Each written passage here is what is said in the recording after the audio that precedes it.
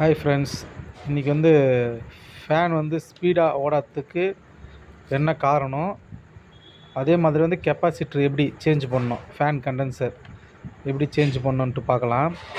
First இந்த ஃபேனில் இருக்க அந்த டஸ்ட்டு பாருங்கள். இந்த டஸ்ட்டாலே ஃபேன் ஸ்பீடு கொஞ்சம் கம்மியாயிடும். அதனுடைய அந்த ரெக்க இருக்குங்கள லீஃப், அது மேலே அந்த டஸ்ட்டு பட்டாலே கொஞ்சம் அதோடைய கனம் கொஞ்சம் வெயிட் கொஞ்சம் அதிகமாகிடும். அதனாலே ஃபேன் கொஞ்சம் ஸ்லோவாக சுற்ற ஆரம்பிச்சிடும் எப்போவுமே. அதை நீங்கள் துவச்சி விட்டாலே கொஞ்சம் ஃபேன் ஸ்பீடாக சுற்றும்.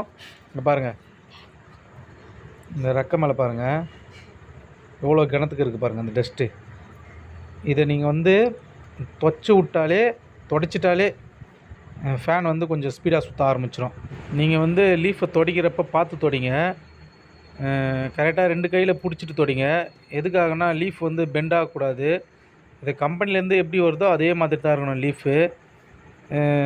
அப்படி இல்லைனா ஃபேனை ஃபுல்லாக கீழே இறக்கிட்டு லீஃப் தனித்தனியாக கழட்டி தண்ணியில் போட்டு லீஃப் மட்டும் தண்ணியில் போட்டு கழுவுனா ரொம்ப க்ளீனாகிடும், சூப்பராகிடும். நல்லா போட்டு நம்ம சுத்தம் பண்ணிக்கலாம். சர்ஃபு கூட போட்டு சுத்தம் பண்ணிங்கன்னா நல்லாயிருக்கும். இப்போ நான் மேலே வச்சு உங்களுக்கு தொடச்சி காட்டுறேன். இது நீங்கள் ஃபுல்லாக டஸ்ட்டு, எல்லா டஸ்ட்டுமே ஃபுல்லாக படிஞ்சதுனால இந்த ஃபேனுடைய ஸ்பீடு ஸ்லோவாகிடும். இது நீங்கள் தொடச்சி எடுத்துட்டா ஃபேன் ஸ்பீடாக சுற்றும். அது மட்டும் இல்லாமல் நீங்கள் தொடச்சி எடுத்ததுக்கப்புறம் நீங்கள் ஒரு கெப்பாசிட்டர் ஒன்று, கண்டென்சர் ஒன்று மாற்றிட்டீங்கன்னா நல்லது. இந்த ஃபேனுக்கு நீங்கள் கண்டென்சர் ஒரு வருஷத்தில் ஒன்று மாற்றிடுங்க. அந்த ஸ்டார்டிங் பிப்ரவரி மாதம் ஸ்டார்டிங்லேயே நீங்கள் ஒன்று மாற்றிட்டிங்கன்னா அது உங்களுக்கு கரெக்டாக இருக்கும். ஃபேன் கண்டென்சர் மாற்றாதனால தான் சில இடத்துல என்ன ஆகுதுன்னா ஃபேன் ஸ்லோவாக ஓடி அந்த ஃபேன் கண்டென்சரு மாற்றாதனால பழைய கண்டென்சர் இருக்கிறதுனால அப்படியே ரிப்பேர் ஆகிறதுக்கு அதிக வாய்ப்பு இருக்குது. இப்போ இந்த கெப்பாசிட்டரு எப்படி மாற்றணுன்ட்டு நம்ம பார்க்கலாம். ஃபேன் கண்டென்சரு இது நீங்கள் அதிகமாக இது கஷ்டப்பட தேவையில்ல. ஒயரை ஃபஸ்ட்டு அந்த பழைய கண்டென்சருடைய ஒரு ஒயரை எடுத்துடுங்க. இங்கே பாருங்கள், எடுத்துட்டு புது கண்டென்சர் ஒயரை எந்த இடத்துலேருந்து பழைய கண்டென்சர் ஒயர் எடுத்தீங்களோ அதே இடத்துல அந்த ஒயரை போட்டு முறுக்கி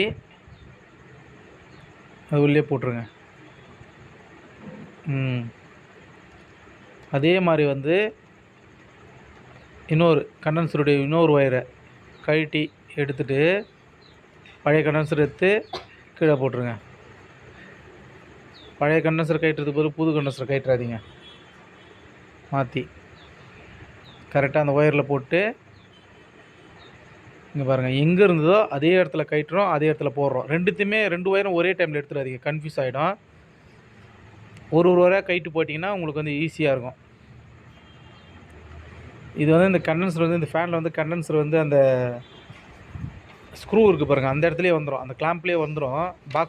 பாக்ஸ் டைப்பில் அந்த கண்டென்சர் கிடைக்காதனால ஏற்கனவே இந்த மாதிரி கண்டென்சர் போட்டு வச்சுருந்தாங்க. இப்போ நம்ம என்ன பண்ணிட்டோன்னா அதே மாதிரி எடுத்துகிட்டு அந்த பக்கம் ஒரு காற்று பின் இருக்குது, அந்த கேப்பில் அதை வச்சுட்டோமா கரெக்டாக அது கீழே விழாது. அதே போல் வச்சாச்சு. இங்கே பாருங்கள், ஓரளவுக்கு துவச்சாச்சு. ஃபேன் இப்போ ஓரளவுக்கு கொஞ்சம் ஸ்பீடாக சுற்றும். கண்டென்சர் மாற்றுறப்ப நீங்கள் ஃபேனை துவச்சிக்கோங்க. ஃபேனை துவச்சிட்டு கண்டென்சர் மாற்றிங்க. வீடியோ பிடிச்சிருந்தால் லைக் பண்ணுங்கள், ஷேர் பண்ணுங்கள், சேனலை சப்ஸ்கிரைப் பண்ணுறேங்க.